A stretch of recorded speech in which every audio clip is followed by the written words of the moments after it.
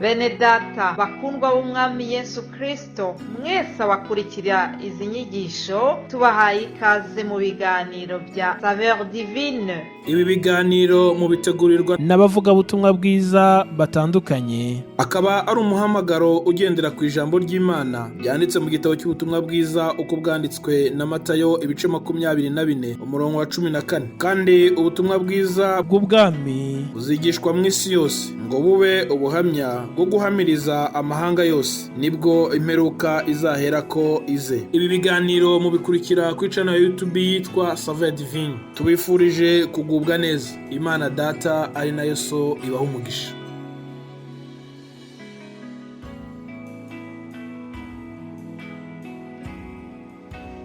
Ndabaramukije bakundwa b'umwami mwese abakurikira iki kiganiro Saveur Divine.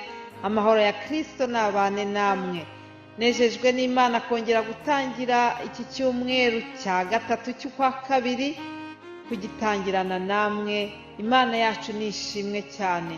Nukuri turanezerewe kuba twongeye kubona uyu munsi wo kuwa mbere, umunsi wo gutangira iki cyumweru kindi, n'umugisha ukomeye. Ndagira ngo mbabwire nukuri inshuti mukurikira iki kiganiro, kuba tugihumeka, kuba twongeye kubona uyu munsi wo kuwa mbere, ndakwinginga kugira ngo we kubifata nk'ibisanzwe.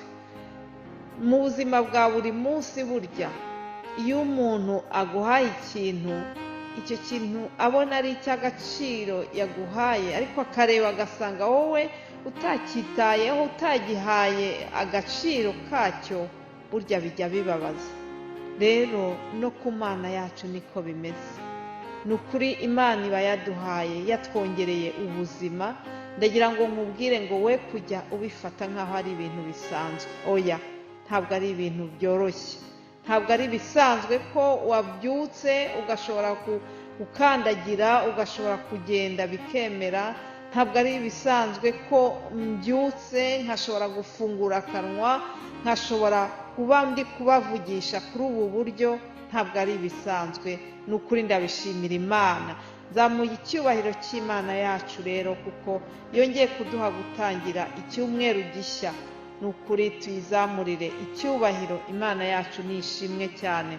Ndabashimira kandi mwebwe mwese abakurikira kino kiganiro. Ndabashimira mwebwe mwese abadusengera, abatwifuriza iterambere ryo mu mwuka ndetse no mu bundi buryo. Mwese Imana ibaha umugisha kubwo kutwifuriza ibyiza. Twese hamwe rero dukomeze dukorere hamwe, dukomeze dutahirize umugozi umwe, ari ukuvuga ubwami bw'ijuru. Haleluya. Nukuri mwese Imana ibaha umugisha. Mwese aho muherereye mu mpande zose z'isi, muhabwe umugisha. Ari abadukurikira bari muri Afurika, hari abakurikira iki kiganiro bari muri Amerika, hari abari muri Canada, hari abari hirya no hino aho muherereye. Mwese Imana iduhana umugisha. Nukuri ndagira ngo mbabwire yuko muri iki gihe turimo, muri iki kinyejana turimo, niba hari ikintu, niba hari umugisha ukomeye Imana yaduhaye, ni ukuduha ubu buryo bw'itumanaho ryoroheje, uburyo bw'iterambere bushobora gutuma dushobora kwamamaza ubutumwa bwiza. Ibi ngibi ni umugisha udasanzwe. Ndabishimira Imana rero. Ndashimira kandi abakozi b'Imana bitanga bagafata igihe cyabo cyo gutegura ubutumwa bwiza bw'ubwami. Ushobora kuvuga uti ni ikiganiro gito cyane cy'iminota 10, ariko ndagira ngo mbabwire ko nubwo ari iminota mikeya, haba hasabwa kwitegura mu buryo bw'umwuka, haba hasabwa nukuri kwitegura mu buryo bwo gusoma, kwitegura mu buryo bwose bushoboka, kugira ngo ibyo tubagezaho tubahe ijambo ry'ukuri, kandi ijambo risize, ijambo ryasengewe. Hasaba preparation, ukwitegura, imyiteguro mbere y'iri jambo. Imana rero ibaha umugisha abitangira ubu butumwa bwiza. Nukuri ndagira ngo mbabwire yuko ingororano zacu zirahari. Haleluya. tuzagororerwa haba hano mu isi ndetse no mu ijuru. Tuzagororerwa tukiri muri ubu buzima, ariko igisumba ibyo byose ni uko dufite ingororano. Iyo ngororano akaba ari ubuzima buhoraho tubikiwe na Yesu Kristo. Haleluya! Rero Imana ibafashe, Imana ikomeze ibahe n'ukuri gukora uyu murimo, ikomeze twese duhe gukora uyu murimo tunezerewe. Haleluya! Kandi duhesha Imana icyubahiro mbere ya byose. Reka rero nk'uko mubimenyereye, umunsi wa mbere mbagezaho insanganyamatsiko tuzaganiraho mu cyumweru. Hanyuma ndagira ngo mbabwire ko muri iki cyumweru cyose tuzaba dufite ijambo rivuga ngo imbaraga z'umusaraba wa Yesu. Imbaraga z'umusaraba wa Yesu. Mbese mwari muzi yuko hari imbaraga nyinshi ku musaraba wa Yesu? Hari imbaraga zahavuye muri uwo musaraba. Igikorwa cyiza cyabereye ku musaraba ni ukuri cyavuyemo inyungu nyinshi ku bizera Kristo. Haleluya! Reka dusome amagambo tubona mu Befeso igice cya 2. Haravuga ngo namwe yarabazuye, mwebwe abari bapfuye muzize ibicumuro n'ibyaha byanyu, ibyo mwagenderagamo kera mukurikiza imigenzo y'isi, mugakurikiza umwami utegeka ikirere, ari we mwuka ukorera mu batumvira. Kandi natwe twese twahoze muri bo dukurikiza ibyo kamere yacu yifuza, tugakora ibyo kamere n'imitima byacu byishakira, kandi ku bwa kavukire yacu twari abo kugirirwa umujinya nk'abandi bose.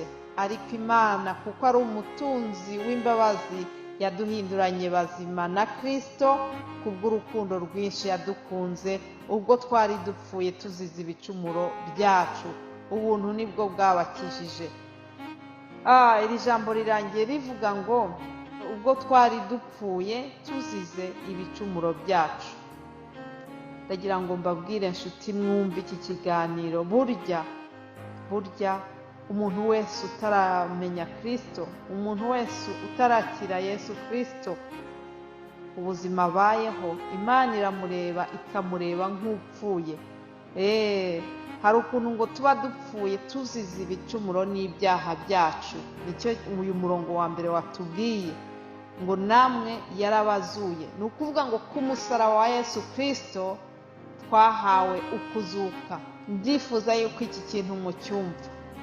Ku musaraba wa Yesu Kristo yahambanywe natwe, azukana natwe. Haleluya!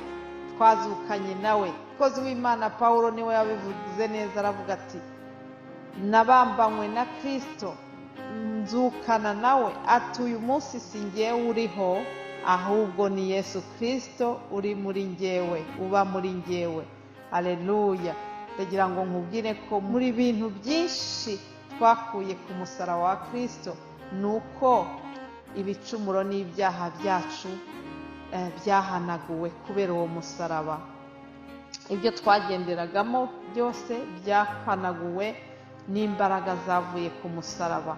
Kavukire kacu ngo twarabo kugirirwa nabi kubera umujinya w'Imana, ariko nyuma y'umusaraba wa Kristo ibyo byose byakuweho.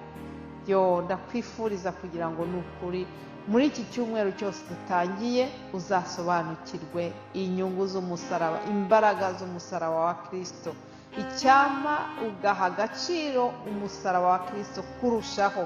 Ntabwo nzi niba usobanukiwe iby'uyu musaraba, ariko ndagira ngo nkubwire ko muri iki cyumweru cyose ari cyo abakozi b'Imana bazagerageza kubasobanurira. Umwuka wera kandi nawe azakomeze abasobanurire kurushaho, maze twese dutere imbere muri ubwo bumenyi bwerekeranye n'umusaraba wa Kristo. Ibyo ni byo mbifuriza mu izina rya Yesu Kristo, umwami n'umukiza wacu. Bifurije rero kugira uyu munsi mwiza wo kuwa mbere, iki cyumweru cyiza, icyumweru gitangiye, mugitangire neza. Uwiteka abane namwe mu byo mukora byose. Turi kumwe. Yesu abahe umugisha. Amen.